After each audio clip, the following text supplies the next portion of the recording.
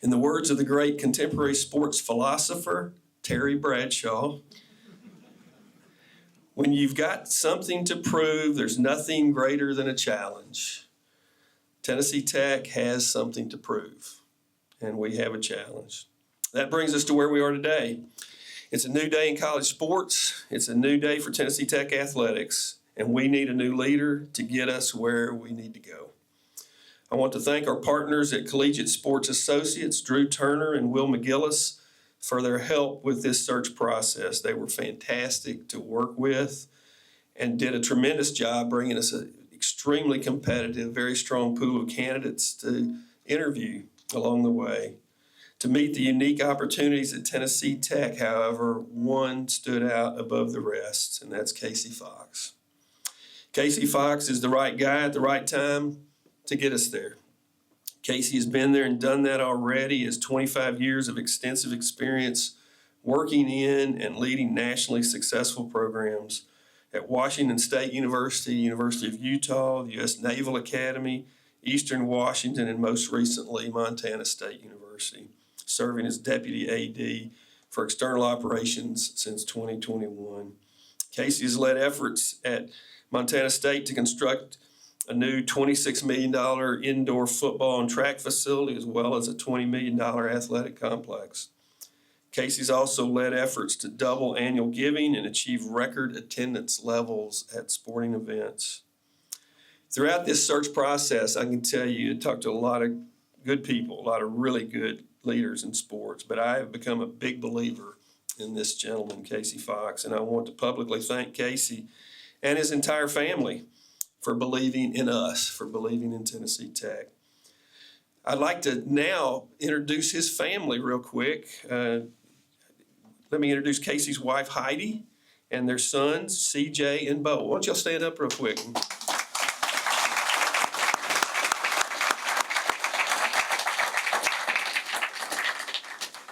And now it is my honor and pleasure to introduce to you for the very first time Tennessee Tech's new Director of Athletics, Mr. Casey Fox.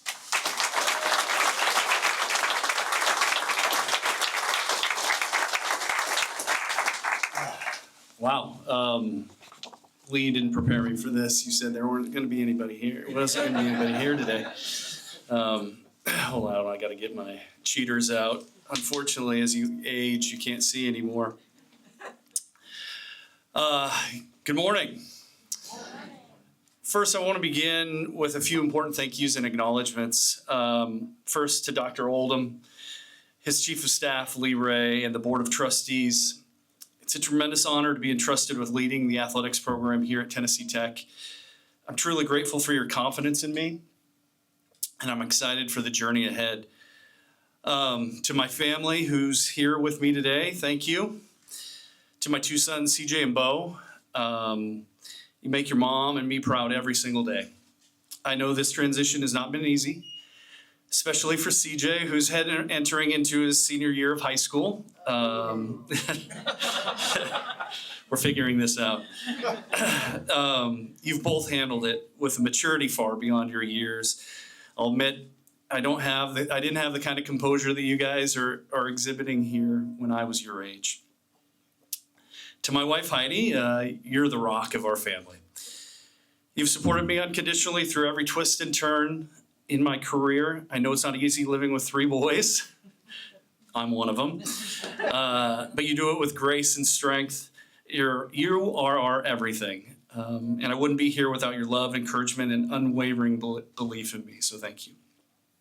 I also want to recognize some incredible people who've shaped my professional journey. To Drew Turner, who led the search with Collegiate Sports Associates. Thank you.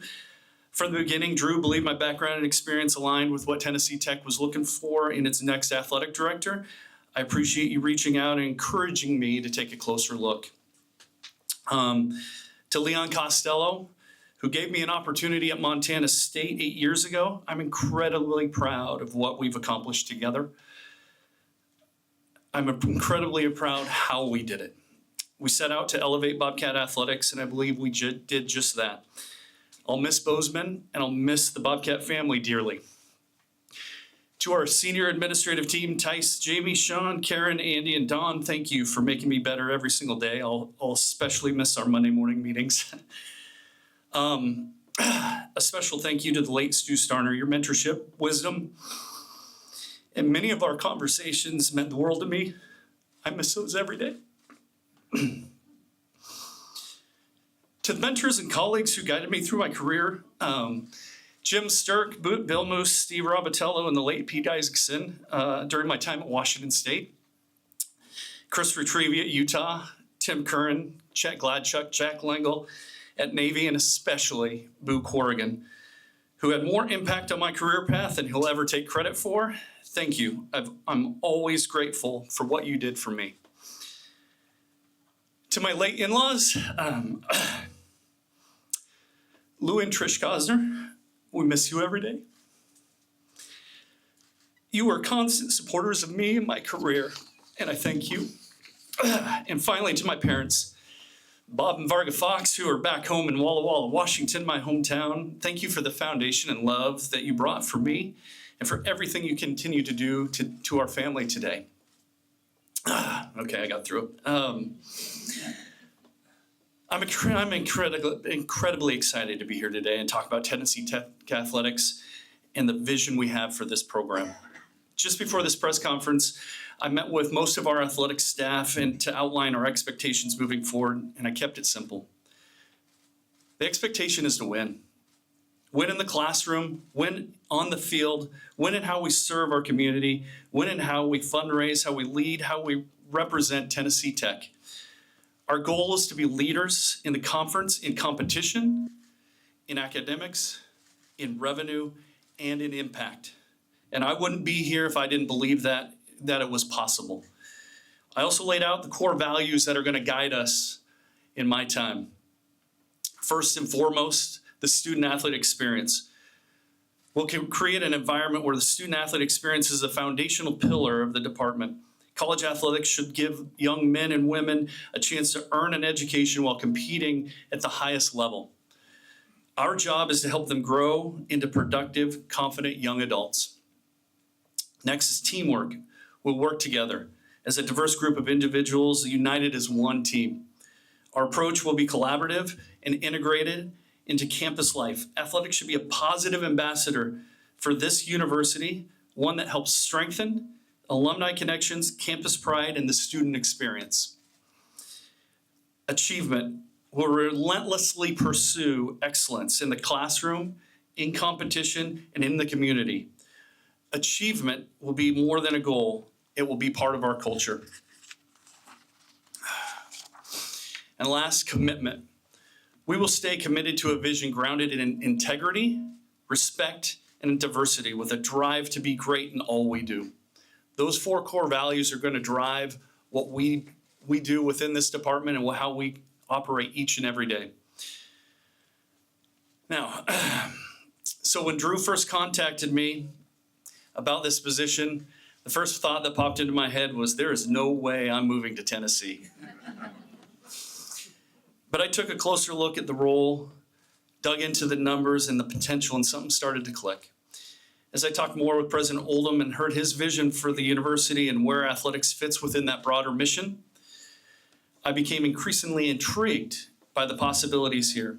I saw the untapped potential at Tennessee Tech.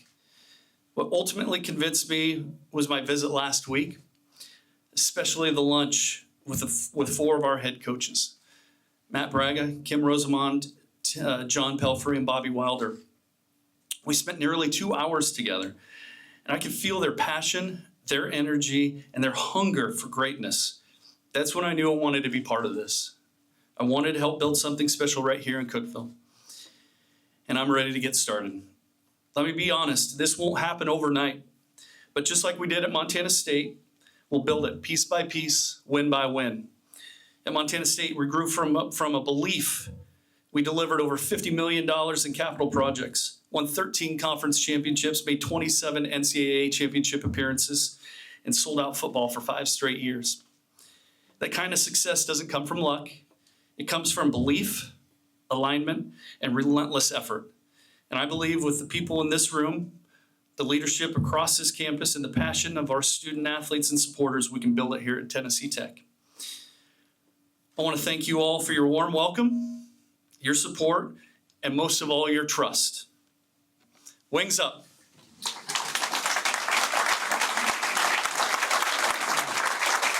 Stay here. Thank you so much. We'll have a short question and answer period, and thank you so much for our media partners coming today. Certainly feel free to ask questions. We'll have this microphone around so that the streaming can pick up the audio. So if you raise your hand, Shannon would be happy to bring this to you so you can ask your question. We've pre-screened all the questions, right? Okay.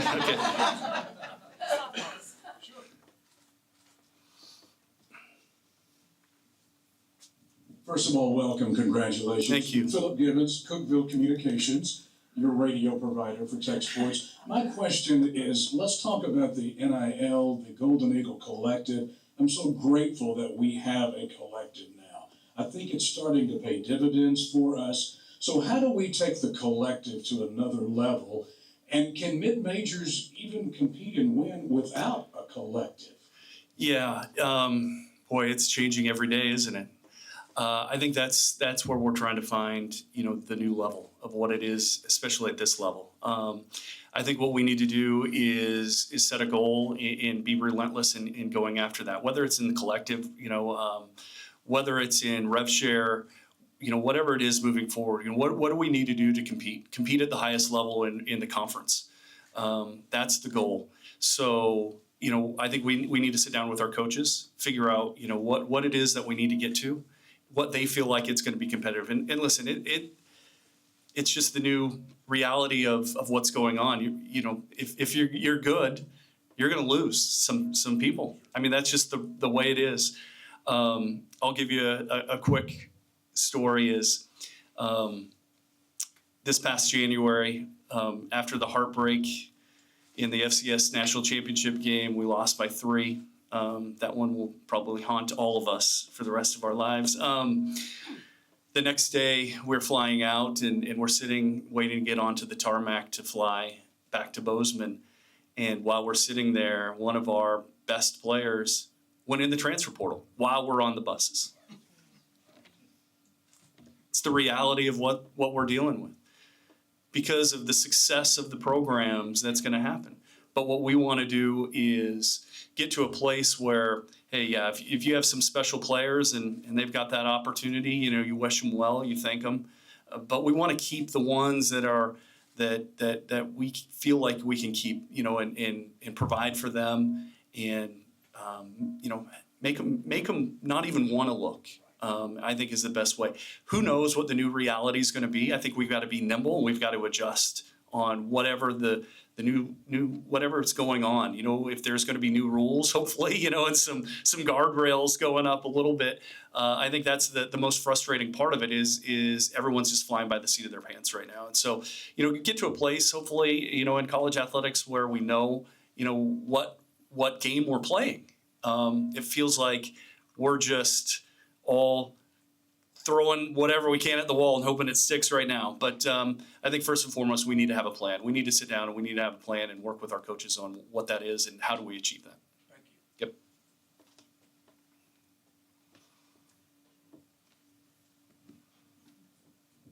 Yep. Coach, how would you evaluate Murray State's recent success in NCAA baseball to the future of mid-majors?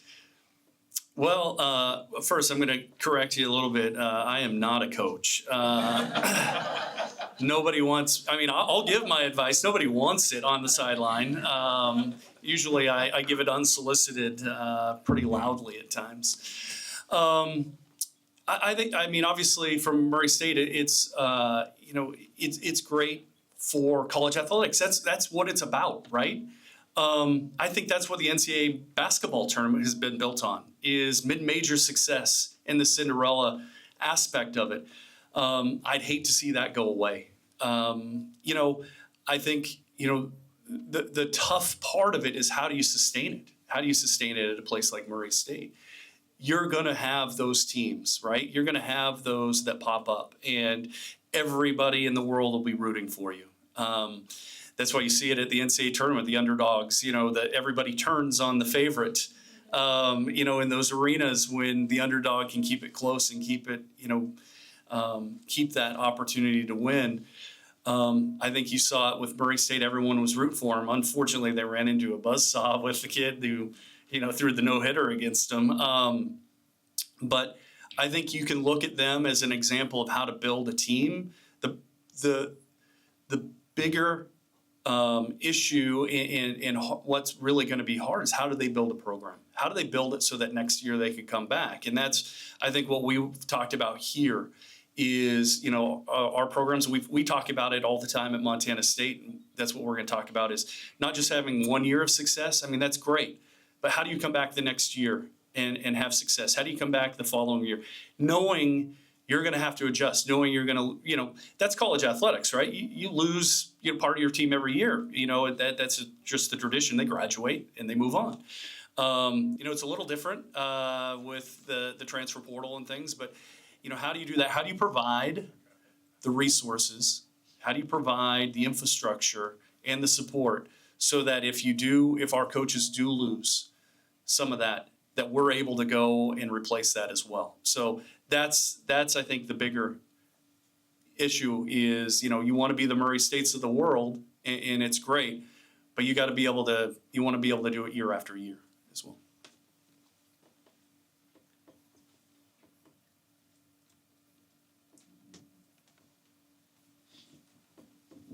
Congratulations. Ben Craven with the Herald Citizen newspaper here in Cookeville. I'm sure you've seen, some of the current plans for, expansion, like with the football stadium and stuff like that. What are some of your opinions on those plans, and do you have any early ideas of your own? Yes. I think, when I came last week, there were really two things that stood out in terms of capital projects. I mean, I think the project over in baseball needs to get finished, and I think that can be achieved. But probably the bigger one is getting a new home for football, getting them out of their temporary structures that they're in. I think that we need to sit down, myself, Coach Wilder, the president, and put together a plan. I know that there's plans out there, but we got to figure out if that's still the right thing, or is it something different. But we've got to get football, housed, a home, and that is a priority right now. I think in my mind, figuring out how we go and do that. Bobby Taylor and I are going to be hustling as he introduces me around, and each and every one in here.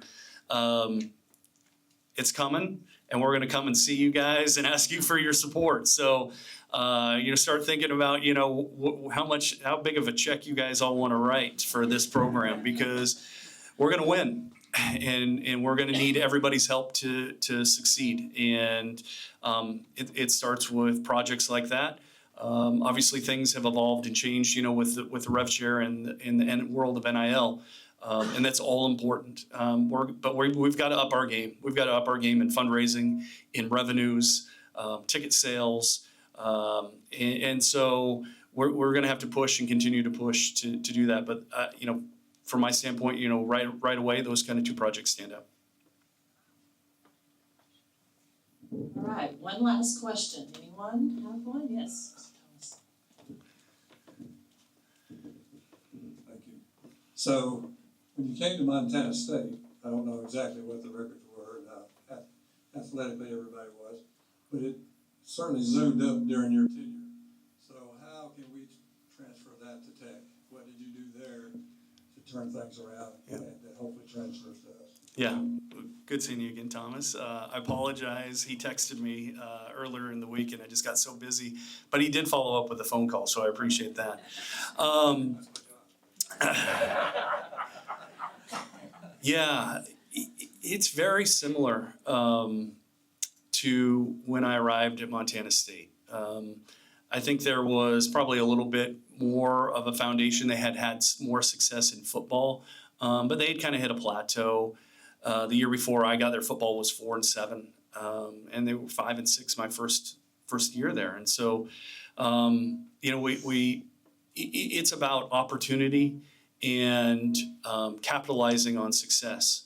You know, year 2 we went 7-4, slipped into the playoffs, and never looked back. You know, the football program's made the playoffs every year since, including, you know, the semifinals and, you know, 4 times, you know, getting to the FCS championship game twice. I know it's, you know, we wanted to win one of those, and I think they're going to.